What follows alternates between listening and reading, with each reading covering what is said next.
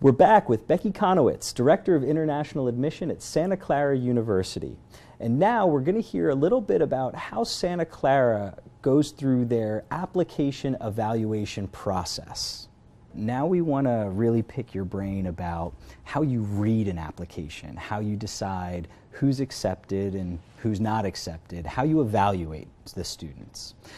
To begin with, can you tell us how many applications does Santa Clara receive and how many spaces are available in a first-year class? Santa Clara right now, for the fall of 2014, has received 15,000 applications for undergraduate admission, and our goal is to achieve a freshman class of 1,300 students. Currently, out of those 15,000 applications, there are just under 700 international student applications.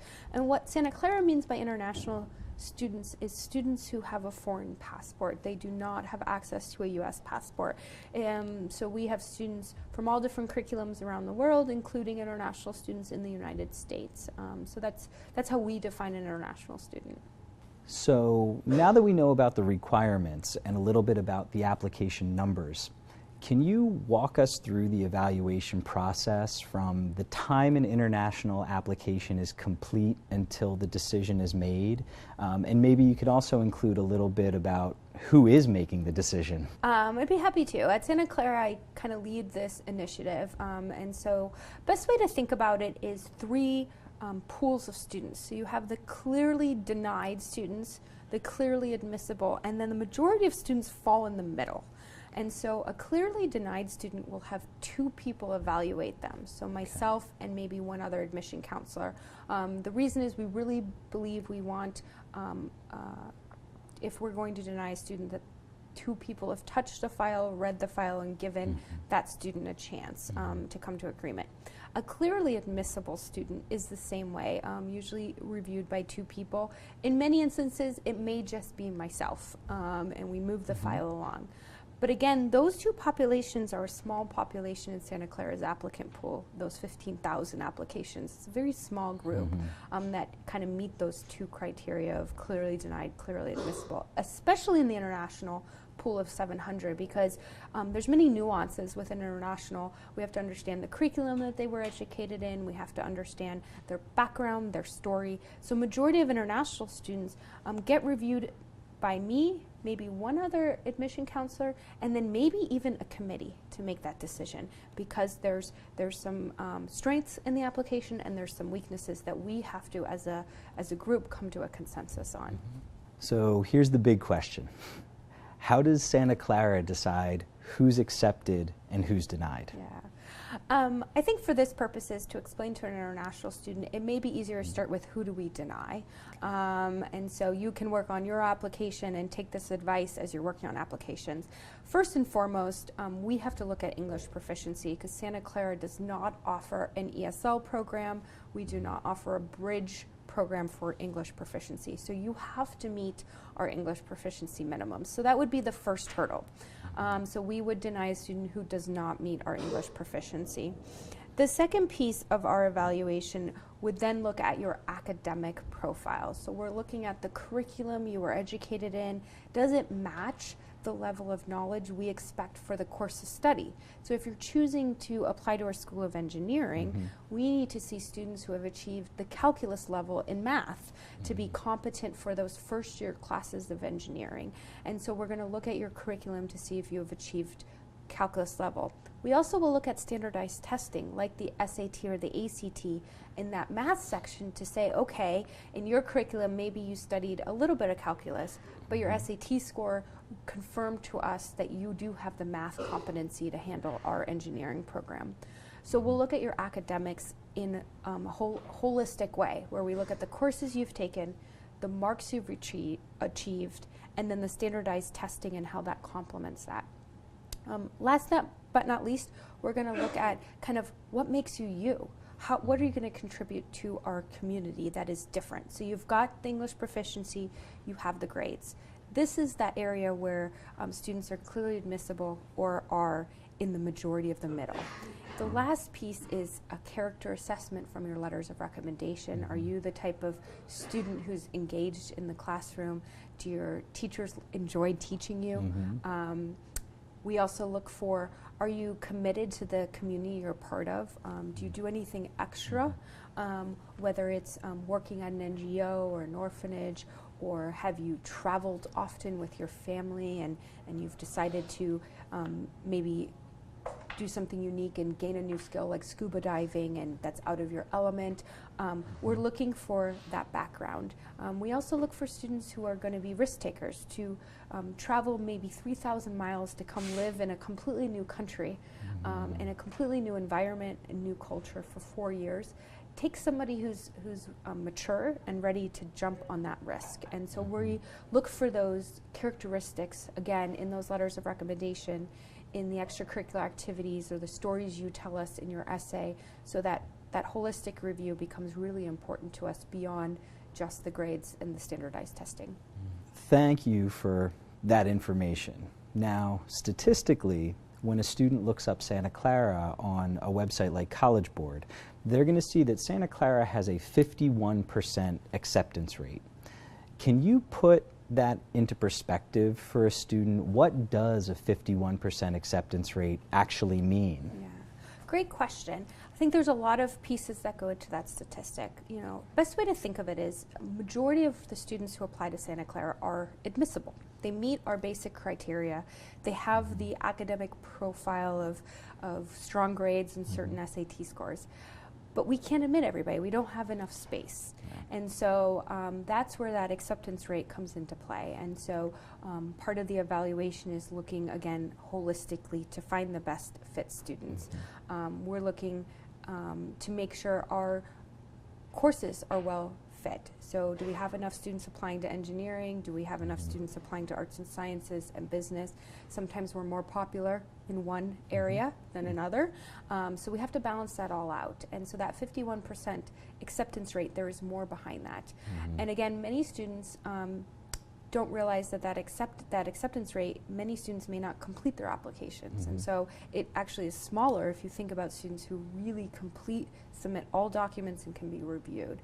And so those are the students that we're focusing in on. But naturally, being a university in California, where we're located in Northern California, we attract highly competitive students who are also applying to some of the top universities in California.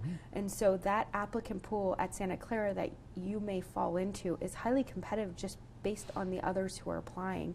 And so 51%, somebody might say, oh, I have a 1 in 2 chance to apply. Well, that depends if you're already competitive in our pool. Do you have a profile that is already puts you in to be competitive in Santa Clara's pool?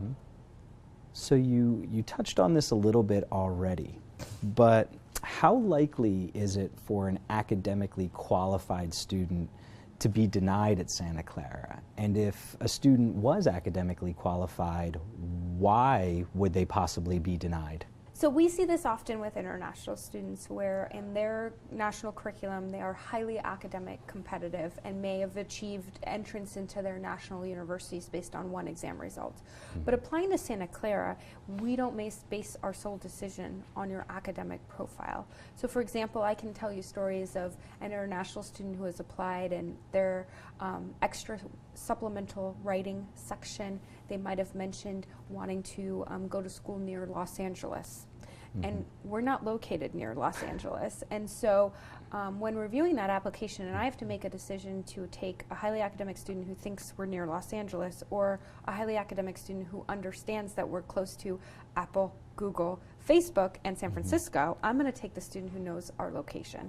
Because my impression of a student who doesn't know where we're located is that they don't truly want to be in Northern California. They want to be in Southern California with Los Angeles. So in the end, I'm trying to admit students who I also believe want to come and not only understand our location, but understand our missions and our values. So some international students who are academically talented may give the impression in their application that they're only looking on ranking or they're only looking on the program, but they don't realize at a campus like Santa Clara, you're more than your rank. You are more than your academic program.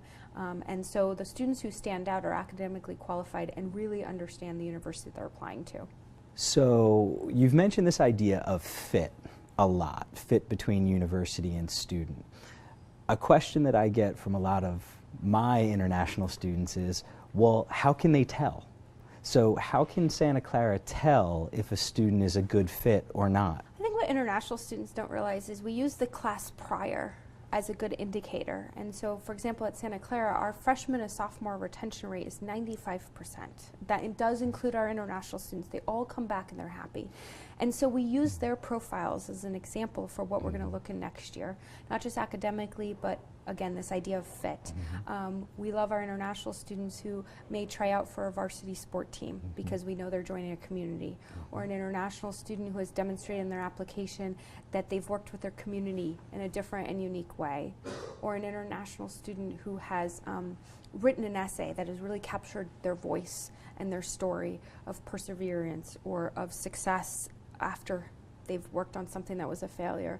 Those are key characteristics that we see as perseverance, determination, that will get them through that tough culture shock of freshman year to sophomore year.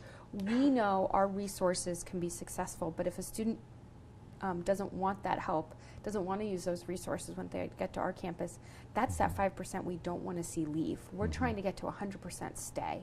And so as you think about fit and you think about opportunities on a campus, we're trying to look on the other direction of, is this student going to take advantage of those opportunities on campus? Do they show key characteristics that we have seen in previous international students as being the right characteristics for us?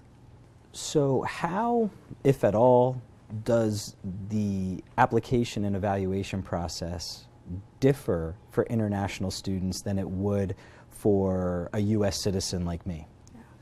There are two key differences, and the one big difference for an international student compared to a U.S. citizen is the need-aware process. Santa Clara does not offer any financial aid to international students, so at the time of application, an international student does have to demonstrate ability to cover the funds of what it costs to attend Santa Clara.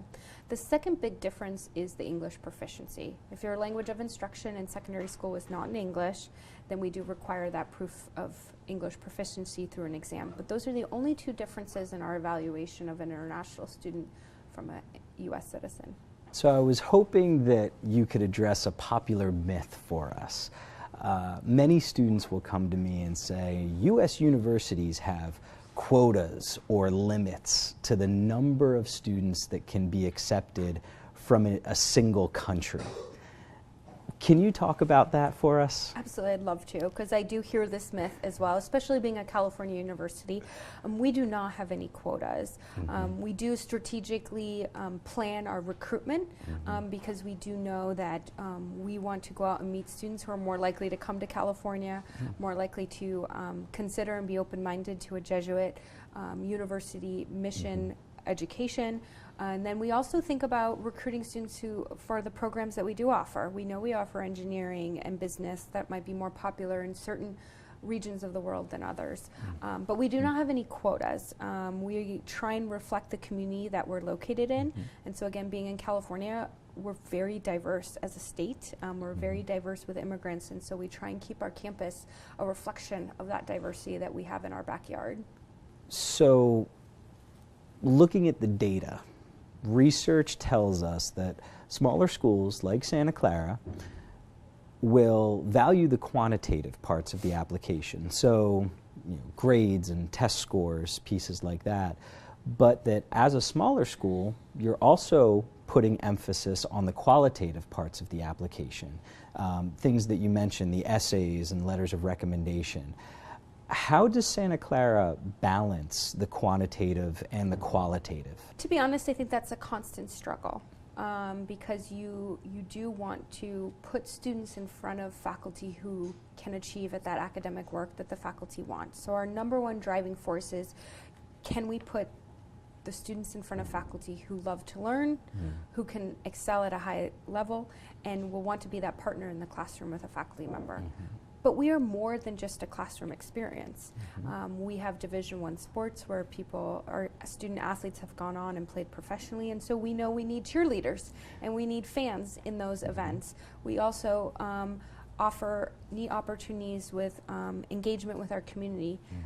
So community service work, philanthropy work, NGO work. So we're looking for students to fill those roles on campus. We also know we need student leadership positions, like an international student orientation leader or a resident assistant. And so there's a university campus is a highly complex organization, and students run many of it. All of us administrators are there for students, and so opportunities to engage with students outside the classroom is a thriving part of a medium-sized university. And so balancing the academics with the other aspects of an application are very important to Santa Clara, because we need to make sure we have that balance represented on our campus, and students don't only come for the classroom experience, but for the whole part. We also find that our alumni engagement is so high because their most memorable experience is an experience outside of the classroom. Those times that they did research with a faculty member that led them to their dream graduate school admission offer, or that time they had an internship with another Santa Clara alum at Google that led them to their first job opportunity. Those are the moments. Yes, you have to learn in the classroom and learn the academic skills, the discipline, but much of what, especially I see my international students thriving on, is those soft skills you learn outside the classroom. And so we begin looking for that in the application process, so we can attract and recruit international students who are ready to gain those soft skills. And we'll be right back to hear from Becky about each of the application pieces.